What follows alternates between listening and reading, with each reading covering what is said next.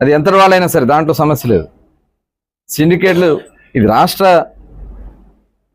ఆదాయం కోసం గతంలో దీన్ని కొల్లగొట్టుకున్నటువంటి వ్యక్తులు దీన్ని మళ్ళీ ఏదో వాళ్ళ స్వార్థాల కోసం వాడుకునే విధంగా కొంతమంది చేస్తున్నారని చెప్పి సమాచారం తెలిసింది. దాన్ని మళ్ళీ అధికార పార్టీ మీద వేయడానికి రకరకాలుగా ప్రయత్నాలు జరుగుతున్నాయి. ఇలాంటి దుష్ప్రచారాల్ని నమ్మొద్దు. ఎక్కడన్నా జరిగితే సమాచారం ఇవ్వండి. తప్పకుండా వాళ్ళని మేము కట్టడి చేస్తాం, చర్యలు తీసుకుంటాం.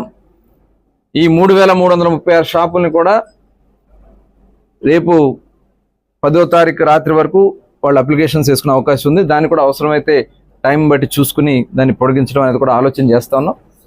మ్యాక్సిమం 10వ తారీఖు రాత్రికి ఇవన్నీ కూడా కంప్లీట్ చేసుకోవడం జరుగుద్ది. తర్వాత దీన్ని డ్రా చేయడం జరుగుతుంది. 9వ తేదీ సాయంత్రం వరకు మిడ్ నైట్ వరకు కూడా వీళ్ళు ఆన్లైన్లో అప్లై చేసుకోవచ్చు. 10వ తారీఖు ఆ జిల్లా కేంద్రంలో వీటన్నిటి కూడా డ్రాలు తీయడం కూడా జరుగుతుంది.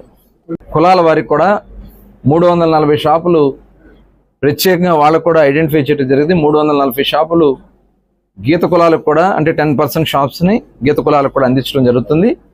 వాటికి కూడా నెక్స్ట్ ఫేజ్లో ఈ ప్రక్రియ పూర్తయిన తర్వాత నెక్స్ట్ ఫేజ్లో వాటిని కూడా కంప్లీట్ చేయాలని చెప్పి ఆలోచన చేస్తున్నాం.